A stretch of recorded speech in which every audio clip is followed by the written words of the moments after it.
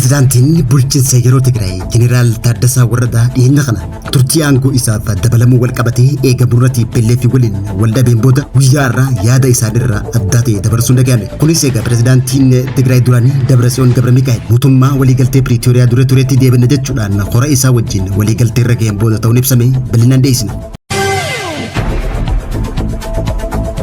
Tajaajilli immigireeshinii fi lammummaa Itoophiyaadha duraan dameewwan tajaajila paaspoortii 12 ture amma gara 22tti ol guddisuun dhaga'ame.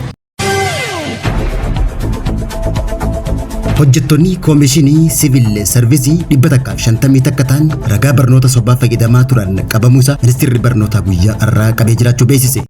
Daawwattootaa fi hordoftoota Egeree Miidiyaa nageenya keenya bakka jirtan maratti isin dhaqqabu. Kanneen amma isin dhageessifne hanga footoo oduu Egeree Miidiyaati amma bal'ina oduutti aansina.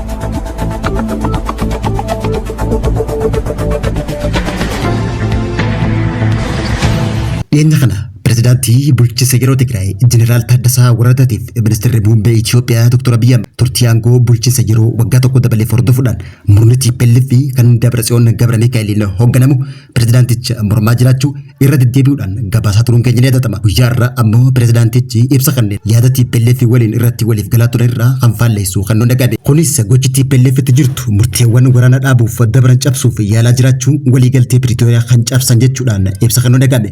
TPLF waliigaltee Piriitooriyaa cabsuu isaa kan mirkaneesse pirezidaantiin bulchiinsa yeroo Tigraay ammaa kun ibsa guyyaa irraa kanneen pirezidaantiin bulchiinsa yeroo Leetinaal Jeneraal Taaddasaa Warradaa akka jeetti murteen koree giddugaleessaa TPLF dabarsite gochoota waraanaa kaabaa dura raawwatan kan calaqqeessanii jechuudhaan murtee murna TPLF kun waliigaltee Piriitooriyaa kan cabsu ta'uu ragaadee jiraachuun ibsame. Adeemsa aangoo argachuu illee ta'ee aangoo irraa kaafamuu keessatti waldhabdeen uumamuu hin qabu kajuu pirezidaantichi rakkoo jirtuuf ammoo irra deddeebiin mariin furuun barbaachisaadha jechuun ibse. Kana malees kaabineen bulchiinsa yeroo Tigraay hojiiwwan idilee isaanii kan itti fufan ta'uu kan beesse pirezidaantiin kun waajjiraaleen kunneen illee hojiirra kan jiran ta'uudhaan hojii isaanii kanaas itti fufuu beesse. Gareen wayyaanee Dabratsiyoon Gabramikaa'eliin durfamtu dhiyeenya kana bulchiinsa yeroo diiguudhaan bulchiinsa duraanii kan odoo lolli kaabaa hin jalqabin ture deebisuuf murtee dabarsuu hordofuudhaan Jeneraal Taaddasaa Warradaa guyyaa irraa ibsa kan kenne ta'uun ibsamee jira.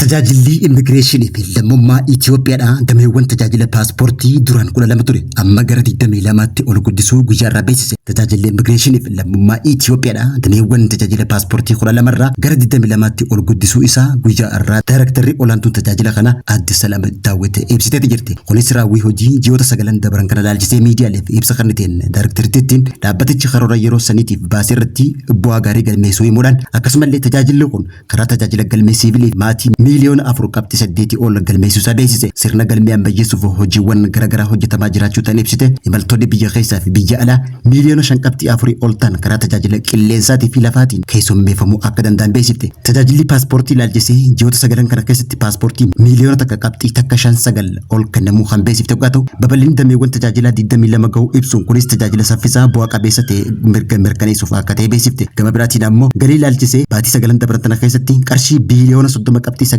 ol walitti qabamu daayirektarri tun ibsitee jirti. Gama to'annoo fi hordoffiitiin ammoo godaantota seeraan alaa 10,530 irratti tarkaanfii seeraa fudhatu kan beeksifte yoo ta'u hojjettoota dhaabbichaa tajaajila sirnaa hin kennine immoo 17 irratti tarkaanfiin fudhatamullee beeksifte. Kana malees tajaajila ammayyeessuuf hojii sirna fooyyessuu dijitaalaayizeeshinii deeggarameen xumuramuun kan kennamu yoo ta'u qaqqabummaa fi saffisa akkasumas amanamummaa tajaajilaa cimsuuf gumaacha olaanaan baachaa jiraachullee beeksifte.